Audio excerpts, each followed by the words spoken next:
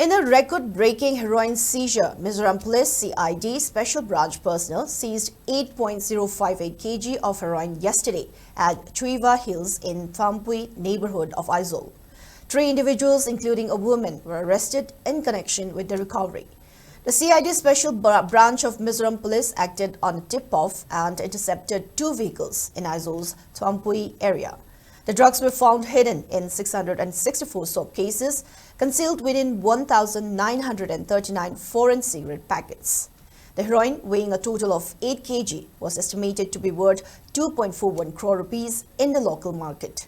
The 3 suspects, all from Champai's Sangsam locality, were arrested for trafficking the narcotics. In addition to the heroin, authorities also seized 2 vehicles and 4 mobile phones belonging to the accused.